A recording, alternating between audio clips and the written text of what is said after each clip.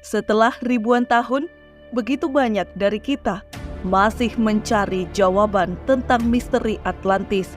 Dari waktu ke waktu, para ilmuwan telah berusaha mencari bukti-buktinya.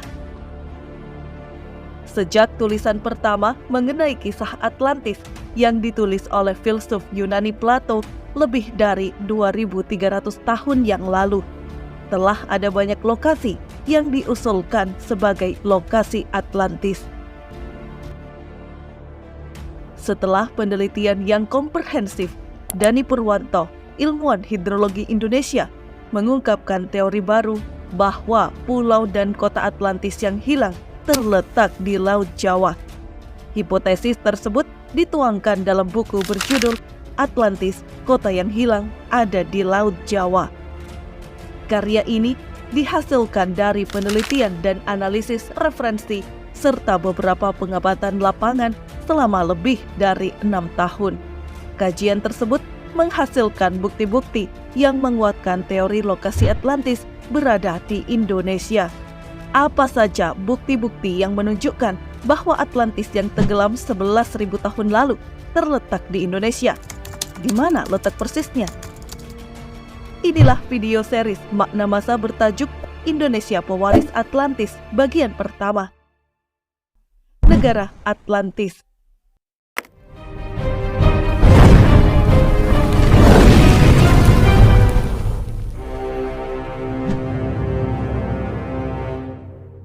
Dani Irwanto adalah seorang insinyur teknik sipil hidro dan lebih dikenal sebagai perencana dan ahli dalam hidrologi, bangunan air, bendungan dan tenaga air, profesi yang melibatkan antardisiplin yang telah dijalani selama lebih dari 3 dekade. Terlepas dari kehidupan profesionalnya, ia juga seorang peneliti sejarah bangsa-bangsa dan peradaban. Dani Irwanto mengumpulkan sedikitnya 60 bukti tentang kota legenda Atlantis yang tenggelam di Laut Jawa. Kajiannya yang telah dibukukan itu dibuat berdasarkan petunjuk tulisan Plato, filsuf Yunani, yang juga mencatat keberadaan Atlantis secara rinci pada 360 tahun sebelum Masehi. Berikut ini adalah bukti-bukti kewilayahan Atlantis yang mengarah kepada Indonesia. Samudra Atlantik sebenarnya. Dalam catatan Timaeus, lokasi Atlantis disebutkan berada pada suatu tempat yang jauh dari Samudra Atlantik. Para peneliti seringkali terkecoh dengan hanya memfokuskan pencarian Atlantis di sekitar Samudra Atlantik.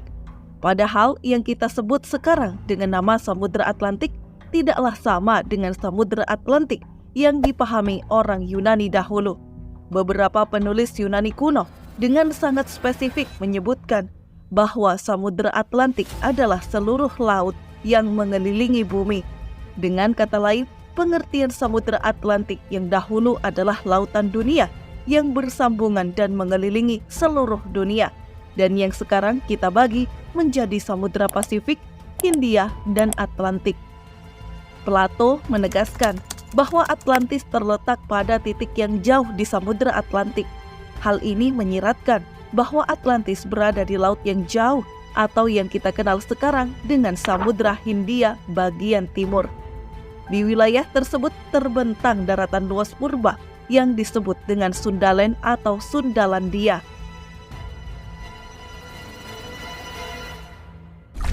Atlantis adalah jalan transit. Plato juga mengungkapkan bahwa daratan Atlantis lebih besar dari Libya dan Asia Kecil jika disatukan, dan Atlantis adalah jalan untuk menuju pulau-pulau lain. Dari sinilah Anda dapat mencapai benua di seberangnya yang meliputi samudra yang sebenarnya, tulis Plato. Sebuah peta yang menunjukkan daratan Sundaland pada 11.600 tahun yang lalu. Pada peta tersebut, kita dapat melihat bahwa Sundaland luasnya lebih besar dari gabungan Libya dan Asia Kecil, cocok seperti yang diungkapkan Plato dalam wacananya mengenai Atlantis. Jika melakukan perjalanan menjauh dari Sundaland, seseorang dapat mencapai pulau-pulau lain seperti Kepulauan Nusa Tenggara, Sulawesi, Kepulauan Maluku, Mindanao, dan Luzon. Melewati pulau-pulau ini, seseorang dapat mencapai benua di seberangnya, yaitu benua Sahul, yang menggabungkan daratan Australia dan Papua yang dikelilingi Samudra Pasifik dan Samudra Hindia. Sehingga pernyataan Plato, Atlantis adalah jalan untuk menuju pulau-pulau lain, dan dari sini Anda dapat mencapai benua di seberangnya yang meliputi samudra yang sebenarnya. Adalah cocok dengan kondisi Sundaland, sehingga Atlantis yang dihipotesiskan terletak di Sundaland adalah benar. Dataran luas di dekat Atlantis. Ciri-ciri lain yang digambarkan Plato tentang Atlantis adalah dikelilingi dataran rata, dikelilingi oleh pegunungan yang turun ke arah laut, halus dan tidak bergelombang, berbentuk persegi panjang dan lonjong. Panjangnya 3.000 stadia atau sekitar 555 km, lebarnya 2.000 stadia atau sekitar 370 km. Menghadap ke arah selatan, terlindung dari utara, dikelilingi oleh sederetan pegunungan besar dan kecil yang indah. Deskripsi ini persis dengan kondisi geografis di wilayah Kalimantan Tengah hingga pesisir selatan. Pulau Kalimantan dahulu merupakan bagian dari Sundaland. Kemiringan permukaan tanah di daerah tersebut adalah sebagian besar kurang dari 1% menurun ke selatan menuju Laut Jawa, dan tidak ada gundukan yang terlihat di seluruh dataran. Daerah ini juga dikelilingi oleh pegunungan di sebelah utara dataran, yaitu Pegunungan Mullerswander dan Pegunungan Meratus. Pegunungan ini sebagian besar tertutup oleh hutan primer, dihuni oleh bermacam-macam satwa, menghadap ke selatan dan terlindung dari utara. Hal ini cocok dengan deskripsi Plato bahwa dataran Atlantis menghadap ke selatan dan terlindung oleh pegunungan di sebelah utara. Wilayah ini berbentuk persegi dan lonjong, panjangnya sekitar 555 km dan lebarnya sekitar 370 km. Sangat mirip dengan apa yang ditulis Plato. Masih berpikir ini adalah cocok logi? Pulau dan kota Atlantis. Jika sekeliling Atlantis adalah daerah Kalimantan Purba, lalu di mana letak pulau dan kota Atlantis itu sendiri? Menurut Plato, Pulau Atlantis memiliki pelabuhan dengan pintu masuk yang sempit, adalah berada di sebuah laut yang dikelilingi oleh benua tak terbatas. Benua tak terbatas yang dihipotesiskan tersebut adalah Sundaland yang terhubung pada benua Asia, dan satu-satunya laut yang dikelilingi pada waktu itu adalah Laut Jawa kuno. Oleh karena itu, Dani Purwanto membuat hipotesis bahwa Pulau Atlantis terletak di Laut Jawa sekarang. Bekas ibu kota Atlantis berdasarkan deskripsi Plato diidentifikasi oleh para pelaut sebagai Gosonggia atau Eni Florence Reef. Gosonggia adalah istilah untuk sebuah terumbu karang kecil dan muncul ke permukaan pada saat muka air laut surut. Bekas kotanya sekarang berada di bawah laut, tak dapat dilayari dan ditembus karena tertutup terumbu karang.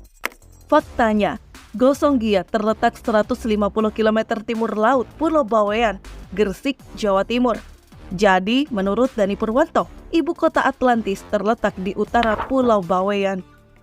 Teks Plato berikutnya, ciri-ciri kota terdapat mata air panas dan dingin. Batu berwarna putih, hitam, dan merah.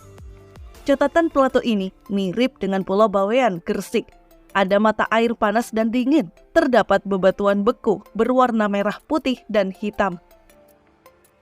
Untuk menggambarkan kota Atlantis, Plato menulis, kota terdiri dari cincin-cincin konsentris zona perairan dan dataran. Terdapat kuil kecil di atas bukit, terdapat istana raja dan rumah pejabat. Bangunan kuil dilapisi orikalkum, emas, dan perak.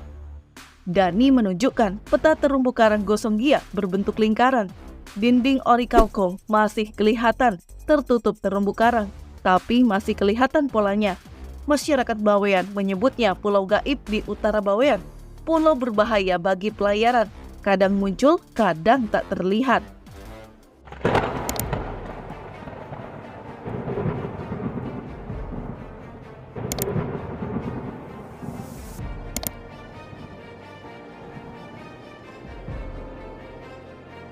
Plato mencatat Atlantis hancur 9.000 tahun sebelum masa pemerintahan Solon. Hancur karena gempa bumi dan banjir besar dari laut, tenggelam tanpa henti setelahnya. Pemicunya adalah berat es yang bergeser ke lautan, memicu retakan di kerak bumi, lalu bergerak menyebabkan bencana hebat, gempa, letusan gunung api, gelombang pasang dan banjir, menghancurkan populasi manusia. Penduduk Atlantis di Sundaland yang selamat dari banjir besar atau letusan gunung berapi kemudian melakukan kontak dengan Mesir kuno yang kemudian diteruskan kisahnya kepada Plato. Indikasi bahwa budaya leluhur kita sangat tinggi juga dikuatkan oleh berbagai penelitian terbaru tentang kemungkinan lokasi Atlantis.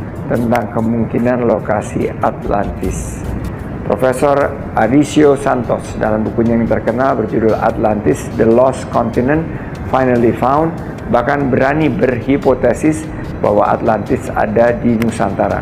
Insinyur Dani Irwanto juga meyakini Atlantis ada di Laut Jawa dalam bukunya Sundaland Tracing the Cradle of Civilizations. Semua itu mengarah pada terungkapnya kejayaan masa lalu leluhur Nusantara.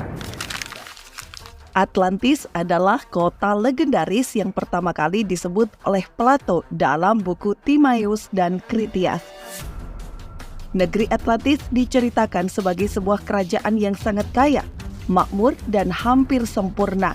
Banyak orang yang mengatakan bahwa Atlantis memiliki tanah subur, kekayaan alam melimpah, rakyatnya yang makmur, dan mempunyai perkembangan teknologi modern. Pada video pertama kita telah membahas lokasi Atlantis berdasarkan kewilayahannya, baik itu dari sisi geografis, oseanografi, dan topografinya, yang kemudian membawa kita pada kesimpulan bahwa Atlantis terletak di Sundaland. Letak ibu kotanya kini berada di Laut Jawa. Masih berdasarkan hipotesa Dani Irwanto dalam bukunya yang berjudul Atlantis, Kota yang Hilang ada di Laut Jawa. Pada video ini, kita akan membahas bukti-bukti kekayaan Sundaland yang menunjukkan bahwa Kepulauan Indonesia merupakan sisa-sisa dari peradaban Atlantis yang tenggelam. Inilah video kedua dari series Indonesia Pewaris Atlantis. Tanah Kaya Negeri Atlantis.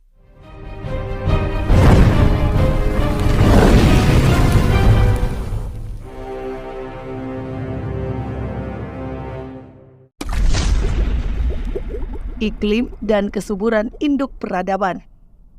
Dalam bagian Critias 11.2d dan 11.8e, Plato mendeskripsikan Atlantis sebagai wilayah yang hanya memiliki dua musim, yakni panas atau kemarau dan dingin atau musim hujan.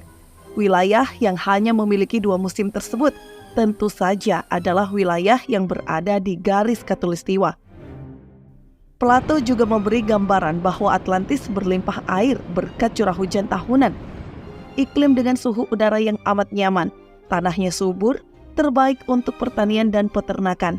Jika demikian, maka Atlantis berada di daerah beriklim tropis.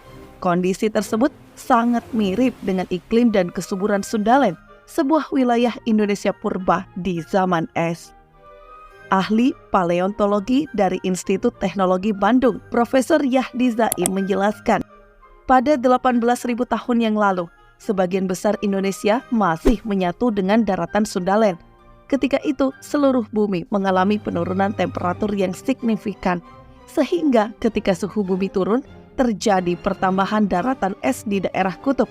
Suhu saat itu di Sundaland berkisar 5 hingga 10 derajat Celcius, jauh lebih rendah dari suhu sekarang.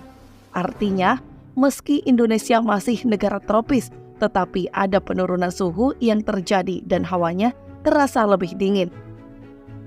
Namun, meski temperatur di Indonesia lebih dingin dari kisaran suhu hari ini, Indonesia pada masa Sundaland tetap lebih hangat dibandingkan dengan wilayah lain di zaman es. Inilah yang menyebabkan terjadi migrasi manusia dan hewan-hewan yang mencari tempat hangat di tengah penurunan suhu maksimum yang sedang terjadi. Sehingga dapat disimpulkan Sundaland adalah tempat ternyaman untuk makhluk hidup. Jika telah ada peradaban manusia pada zaman tersebut, dapat dipastikan peradaban itu berada di lingkungan Sundaland. Tanah Sundaland memiliki tingkat kesuburan yang tinggi, menjadikannya tanah terbaik untuk pertanian dan peternakan, persis dengan narasi Plato yang dituangkan dalam Kritias bagian 111e dan 113c. Kesuburan tanah ini membuat Atlantis memiliki ketahanan pangan untuk mempertahankan peradabannya. Profesor Oppenheimer, guru besar dari Oxford University, mengungkapkan budaya cocok tanam seperti bertanam padi pertama kali berasal dari penduduk Asia Tenggara, bukan dari Cina atau India. Penelitian Profesor Oppenheimer bahkan dikuatkan oleh riset tahunan yang dilakukan oleh Dr. Joanna Nichols. Simpulan besar dari kedua riset tersebut adalah arus migrasi besar-besaran di dunia berasal dari masyarakat di Asia Tenggara menuju Cina.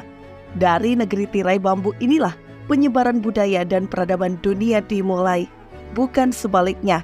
Simpulan ini pun membantah teori yang menyatakan nenek moyang masyarakat Asia Tenggara berasal dari Cina. Hewan dan hasil bumi. Plato menulis flora dan fauna di Atlantis sangat beragam. Beberapa hewan yang ia sebutkan di antaranya adalah gajah, kuda, banteng, dan lumba-lumba. Seperti yang telah dijelaskan, di zaman es, Indonesia pada masa Sundaland lebih hangat dibandingkan dengan wilayah lain. Hal ini mendorong hewan-hewan bermigrasi mencari tempat hangat. Tidak hanya gajah, kuda, banteng, dan lumba-lumba, Indonesia memiliki lebih dari 350.000 jenis fauna. Deskripsi tentang Atlantis oleh Plato juga menyinggung buah-buahan khas mereka. Plato menulis dalam Kritias bagian 115b, dan buah-buahan yang memiliki kulit keras. Airnya dapat diminum, ada dagingnya, dan dapat digunakan sebagai minyak urapan. Jika kita perhatikan setiap kalimatnya, maka pikiran kita langsung tertuju pada buah yang sering kita jumpai, yakni buah kelapa. Kelapa atau kokos nucifera memiliki daging, air, santan, dan minyak yang penuh gizi, menjadi bahan makanan dan telah dibudidayakan oleh masyarakat di seluruh dunia selama ribuan tahun.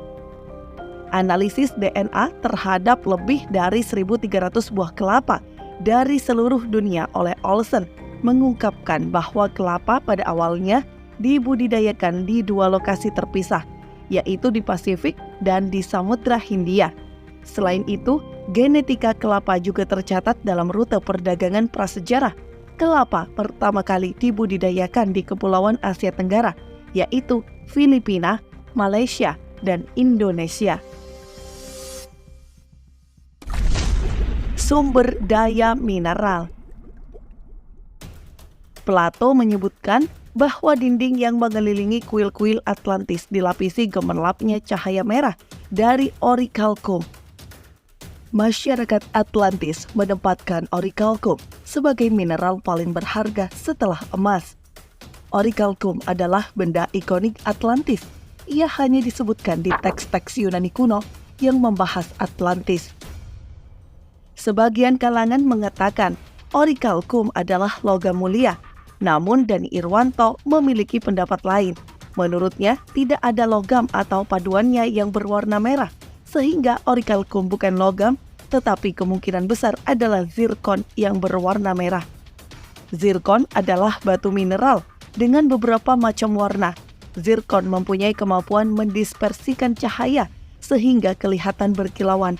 Bila Plato menggambarkan orichalcum secara khusus dengan kata-kata gemerlap dan bercahaya, maka zirkon memiliki ciri yang paling pas dengan keterangan Plato. Zirkon berasal dari bahasa Persia, yaitu zargun.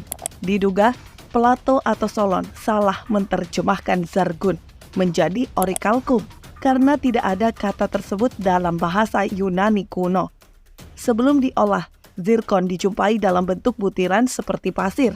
Di Indonesia, pasir zirkon banyak ditemukan di Kalimantan Barat dan Kalimantan Tengah. Sebagaimana telah kita bahas di video sebelumnya, Kalimantan adalah daratan luas yang berada di sekitar pusat kota Atlantis. Selain orikalkum, kekayaan sumber daya mineral Atlantis juga meliputi emas, timah, dan perak. Semua barang tambang tersebut melimpah di Indonesia. Berdasarkan data Badan Survei Geologi Amerika Serikat atau USGS, cadangan emas Indonesia sebanyak 2.600 metrik ton. Data tersebut menjadikan Indonesia salah satu penghasil emas terbesar dunia. Sungai-sungai Atlantis. Plato menjelaskan bahwa ada 4 jenis saluran atau sungai di Atlantis: saluran keliling, saluran pedalaman, sodetan, dan saluran irigasi. Dan Irwanto meyakini bahwa Sungai Barito adalah saluran keliling Atlantis. Luas penampang aliran saluran keliling Atlantis, seperti yang dijelaskan oleh Plato, adalah sekitar 5.550 meter persegi. Sementara luas penampang aliran Sungai Barito saat ini adalah 5.600 meter persegi, hampir presisi dari deskripsi Plato. Atlantis juga dilalui saluran pedalaman yang lurus, lebarnya sekitar 30 meter. Jarak antar saluran pedalaman sekitar 18,5 km. Dan Irwanto menunjuk sungai-sungai yang berfungsi sebagai pedalaman adalah Sungai Kapuas, Kahayan, Barito Hulu, Mangkatip. Jarak rata-rata sungai ini adalah sekitar 20 km. Fakta ini dapat dianggap mendekati apa yang dikatakan oleh Plato, yaitu sekitar 18,5 km. Deskripsi Plato tentang kekayaan alam di tanah Atlantis sesuai dengan keadaan alam Sundaland. Hipotesa Sundaland adalah Atlantis semakin kuat, mengutip dari Profesor Santos dalam bukunya yang berjudul Atlantis Benua yang Hilang akhirnya ditemukan. Ilmuwan nuklir fisika itu menyatakan bahwa satu-satunya alasan kenapa Atlantis tidak pernah ditemukan adalah karena dicari di tempat yang salah. Lokasi yang benar secara meyakinkan menurutnya adalah Sundaland atau Indonesia. Sehingga kita akan mampu membuktikan kepada dunia bahwa sudah ada peradaban maju di Nusantara pada masanya, ribuan tahun sebelum Masehi. Hal ini menjadi indikasi bahwa budaya leluhur Nusantara sudah sangat maju di masa lalu. Sebagai negara yang berperadaban tinggi, Atlantis memiliki kebudayaan, tradisi, dan kepercayaan yang mengakar dan terus diwariskan dari generasi ke generasi. Kebudayaan Atlantis meliputi budaya benda atau tangible dan budaya tak benda atau intangible. Pada video Indonesia Pewaris Atlantis Part 2, kita telah membahas iklim dan kekayaan sumber daya alam Atlantis yang ternyata memiliki kemiripan dengan kondisi Indonesia di masa lalu dan sekarang. Dalam video ini, kita akan melacak jejak kebudayaan Atlantis beserta mitologi yang meliputinya. Apa saja bukti budaya yang menguatkan hipotesa bahwa Indonesia adalah pewaris peradaban Atlantis? Inilah video series Makna Masa Indonesia Pewaris Atlantis bagian 3. Kebudayaan dan mitologi Atlantis. Budaya maritim dan agraris. Plato mencatat pusat pemerintahan Atlantis dikelilingi laut, tepatnya di mulut laut. Terdapat banyak pulau, dermaga yang ramai dan dikunjungi dari berbagai penjuru. Atlantis juga disebut memiliki armada angkatan laut yang kuat. Sejarah mencatat kemaritiman bangsa Indonesia terjadi sejak masa migrasi bangsa Austronesia hingga masa kegemilangan Majapahit. Semangat bahari menjadi kekuatan yang maha dahsyat. Leluhur Nusantara telah berlayar ke segala lautan dan samudra dengan mengandalkan pengetahuan astronomi melalui bintang-bintang penunjuk arah. Bahkan, jejak-jejak kehadiran budaya Nusantara di Madagaskar dan Afrika Selatan masih bisa ditelusuri di sana hingga saat ini. Profesor Solheim, arkeolog dari Universitas Hawaii, menemukan konsep jaringan perdagangan dan komunikasi maritim yang disebut dengan budaya Nusantau. Ia percaya sudah sejak 5.000 tahun sebelum Masehi, orang-orang di seluruh wilayah Pasifik, pesisir Samudra Hindia dan Asia Tenggara saling berbagi kultur melalui aktivitas pelayaran. Pusat kebudayaan maritim Nusantara berpusat di Jawa dan jalur penyebaran utamanya adalah melalui Sumatera, lalu Kedah dan India. Dari India mencabang dua, ke arah barat yang sekarang menjadi bangsa kulit putih dan ke arah Madagaskar lalu Afrika dan menjadi cikal bakal bangsa Afrika. Deskripsi kebudayaan maritim Atlantis yang dicatat Plato sangat presisi dengan tradisi kemaritiman nenek moyang bangsa Indonesia. Jika masyarakat pesisir Atlantis berkebudayaan maritim, maka masyarakat pedalamannya mampu menghasilkan sumber makanan dari tanah-tanah mereka. Kebudayaan agraris Atlantis ditopang oleh tanah yang subur dan sistem irigasi yang maju. Saluran irigasi ini menyadap dari saluran lain, biasanya sodetan sungai, gunanya untuk mengairi lahan di musim panas atau musim kemarau, sementara di musim-musim hujan untuk mendapatkan air dari sungai yang melimpah. Dengan sistem irigasi ini, masyarakat Atlantis seperti catatan Plato mampu menghasilkan 2 kali panen dalam setahun. Hal ini juga sama persis dengan kondisi pertanian di Indonesia. Kuil-kuil Atlantis. Plato mencatat masyarakat Atlantis membangun kuil-kuil untuk para dewa. Bentuknya bertingkat-tingkat mengerucut ke puncaknya. Di Indonesia, selain menhir, meja batu, dan kubur batu, budaya megalitik Nusantara juga menampilkan struktur bertingkat atau berundak yang disebut sebagai punden berundak. Secara bentuk, punden berundak mirip dengan piramida. Punden berundak dianggap sebagai salah satu karakteristik budaya asli Nusantara.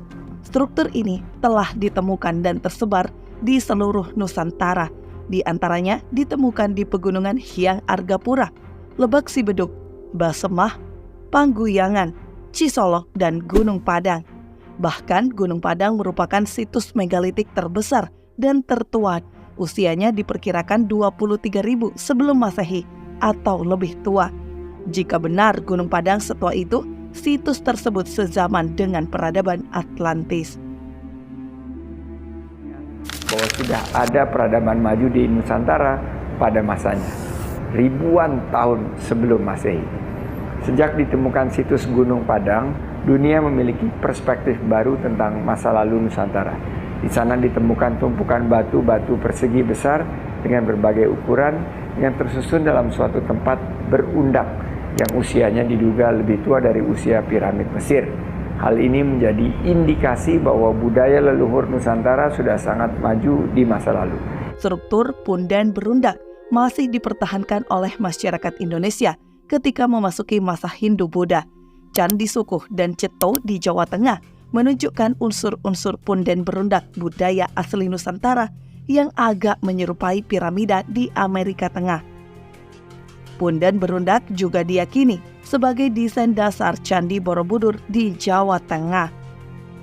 Nampaknya setelah kehancuran Atlantis, penduduk Atlantis yang selamat mewariskan pengetahuannya tentang struktur kuil mereka yang berundak-undak, dan kemudian pengetahuan itu diserap oleh masyarakat pasca Atlantis, yaitu nenek moyang bangsa Indonesia yang menempati wilayah bekas daratan Sundaland. Mitologi dan kepercayaan. Dalam dialog Plato, kerajaan Atlantis didirikan oleh dewa. Dalam Kritias, Solon mengalih bahasa nama dewa tersebut ke dalam bahasa Yunani menjadi dewa Poseidon. Poseidon adalah salah satu dari 12 dewa Olympus dalam mitologi Yunani. Domain utamanya adalah lautan, dan ia disebut dewa laut. Solon menerjemahkan nama dewa itu karena kesamaan dalam sifatnya dalam mitologi Yunani. Dewa Poseidon yang dipuja oleh orang Atlantis adalah identik dengan dewa Baruna, seorang dewa dalam mitologi Nusantara Pradharma. Keduanya diberi julukan dewa air atau dewa laut. Jadi, Solon menerjemahkan Baruna menjadi Poseidon Pulau Kalimantan dulunya pernah dikenal dengan nama Warunapura atau tempatnya Dewa Baruna. Sumber-sumber Eropa selanjutnya pada abad ke-16 menyebut nama pulau itu sebagai Burne. Kolonial Belanda dan Inggris memberi nama pulau tersebut Borneo. Tradisi masyarakat Atlantis. Pada bagian akhir Kritias, dijelaskan bahwa pada setiap 5 atau 6 tahun sekali berselang-seling, para raja Atlantis berkumpul untuk berdiskusi dan membuat perjanjian, diakhiri dengan persembahan korban banyak kerbau. Kebiasaan korban kerbau untuk persembahan hanya ada di Asia Tenggara dan Asia Tengah bagian selatan. Masyarakat Atlantis juga memiliki tradisi dalam mengolah makanan melalui proses fermentasi atau pengawetan. Plato menulis dalam Kritias bagian 115b, dan buah-buahan yang dibusukkan dengan dipelihara yang kita gunakan sebagai cuci mulut setelah makan malam. Makanan yang sesuai dengan tulisan Plato tersebut adalah tapai atau tape. Makanan ini dihasilkan dari proses fermentasi tradisional sebagai hidangan penutup yang asli dan populer di seluruh Asia Tenggara. Tapai bisa dibuat dari berbagai sumber karbohidrat, tetapi biasanya dari singkong atau beras ketan. Kedua jenis bahan ini akan menghasilkan jenis tapai yang berbeda. Fermentasi tapai dilakukan melalui proses inokulasi sumber karbohidrat dengan mikroorganisme yang diperlukan dalam kultur awal, yang dikenal sebagai ragi, bersama dengan bakteri. Budaya merupakan aspek yang tak bisa dilepaskan dalam kehidupan manusia. Di dalamnya terdapat proses pewarisan budaya yang berfungsi untuk menjaga keberlangsungan dari generasi ke generasi. Pewarisan budaya adalah proses memindahkan, meneruskan, memiliki, dan memakai kebudayaan dari satu generasi ke generasi secara berkesinambungan. Pewarisan budaya adalah jawaban mengapa kebudayaan masyarakat Atlantis yang dicatat oleh Plato sangat mirip dengan kebudayaan masyarakat Indonesia.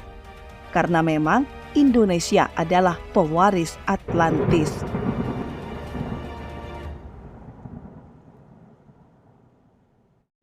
Nanti akan tersingkap kejayaan budaya Nusantara di masa lalu.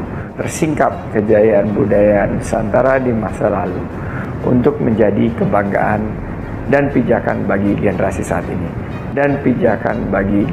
saat ini. Banyak komentar yang masuk pada video series Indonesia Pewaris Atlantis dari part 1 hingga part 3. Mereka mempertanyakan apa faedahnya membahas Atlantis. Apa manfaatnya jika benar Atlantis terletak di Indonesia?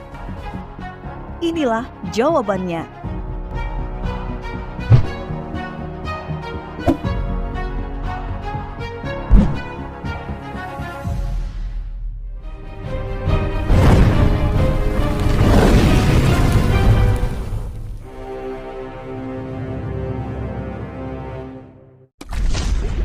Cocok logi atau teori. Sebelum membahas kemanfaatan dari teori Atlantis Nusantara, kami akan mendudukkan masalah Atlantis secara objektif. Cerita Atlantis datang kepada kita dari karya Plato berjudul Timaeus dan Kritias.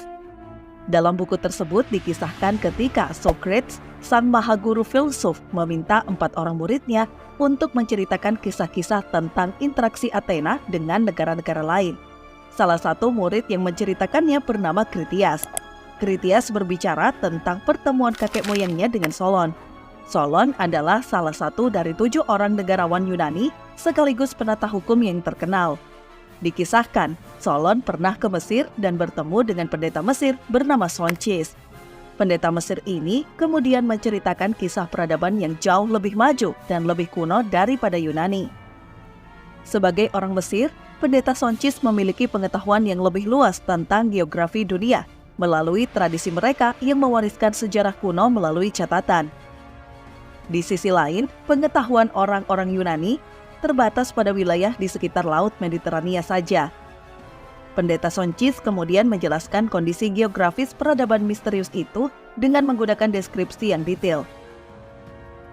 Sayangnya, benda-benda khas peradaban misterius itu tidak dikenal oleh Solon dan orang Yunani pada umumnya.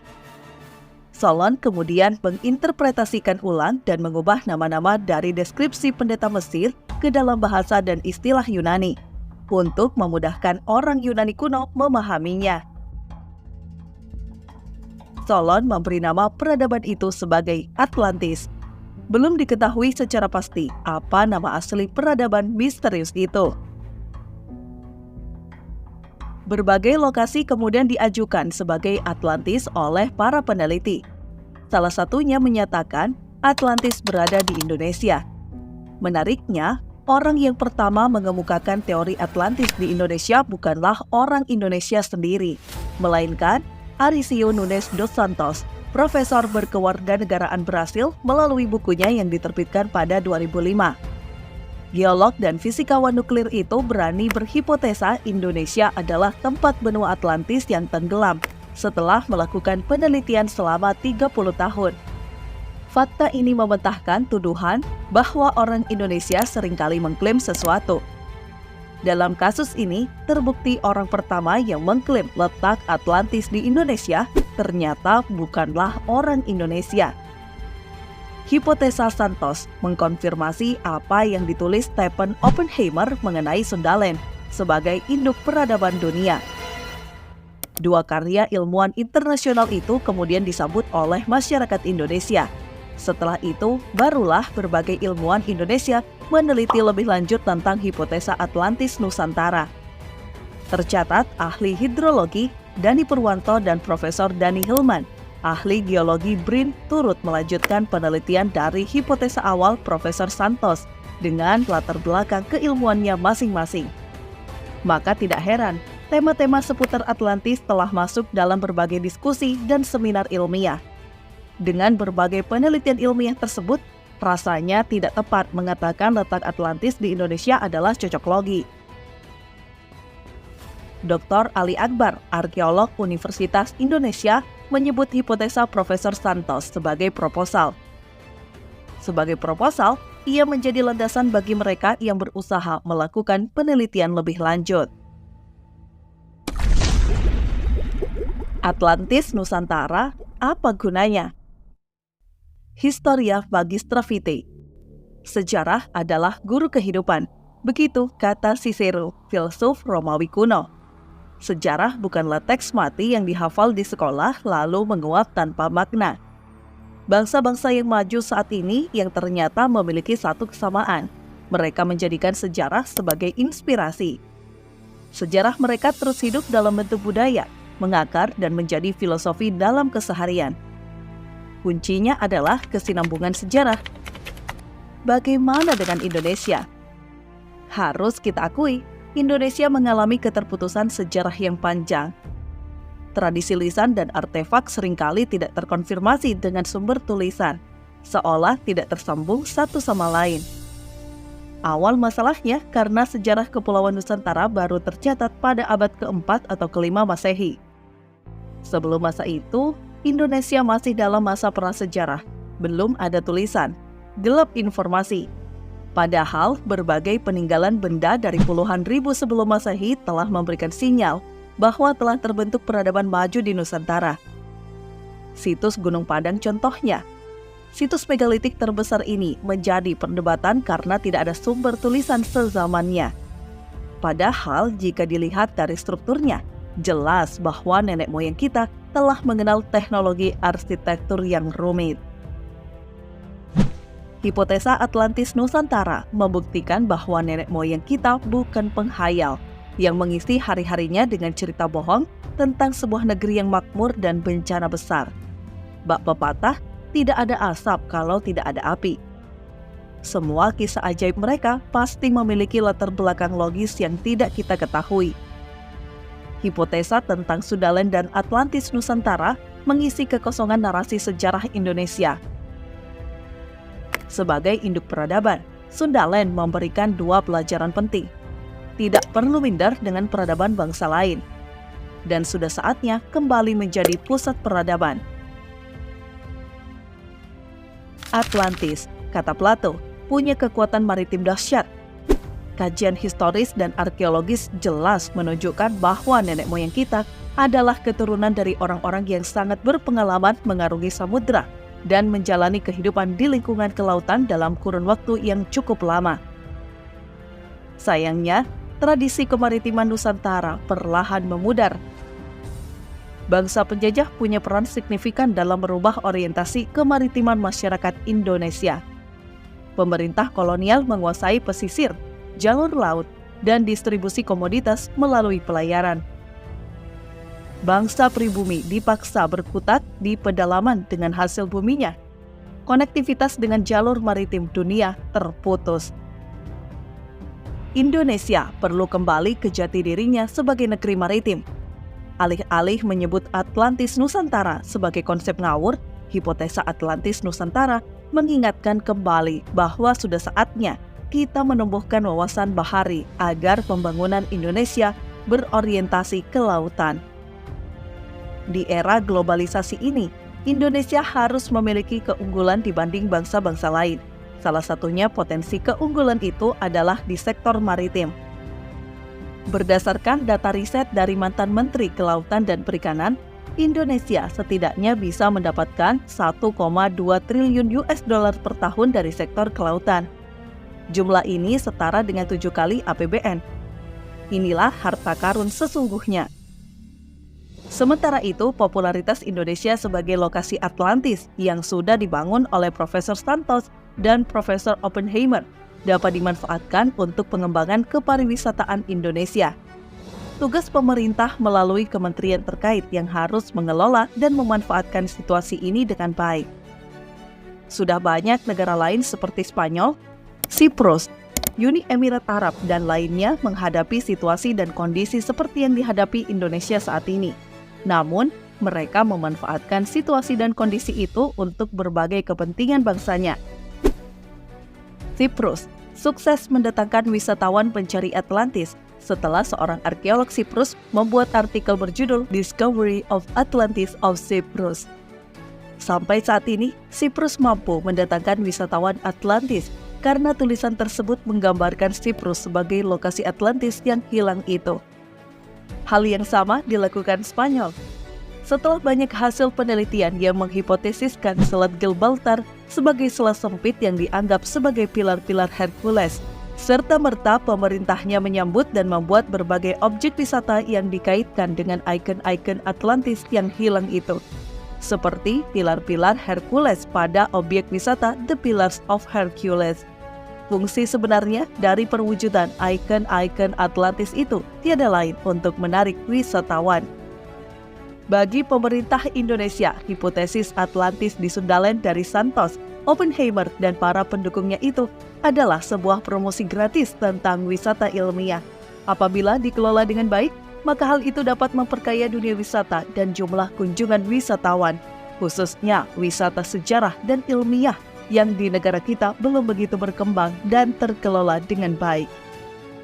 Pada akhirnya, upaya melakukan promosi bahwa Atlantis yang hilang itu adalah Sundaland bukan untuk membangkitkan kebanggaan sempit yang didorong oleh emosi, melainkan sebagai pembelajaran sejarah sambil mengembangkan nalar sehingga kita mampu memecahkan persoalan yang kita hadapi sekarang dan menyongsong masa depan yang lebih baik. Nanti akan tersingkap kejayaan budaya Nusantara di masa lalu untuk menjadi kebanggaan dan pijakan bagi generasi saat ini. Kejayaan masa lalu akan peradaban yang tinggi tidak hanya untuk dikenang atau hanya untuk dibangga-banggakan, tetapi merupakan suatu energi penggerak dalam berkontribusi sekecil apapun untuk mengembalikan kejayaan Indonesia dan keberlanjutan peradaban.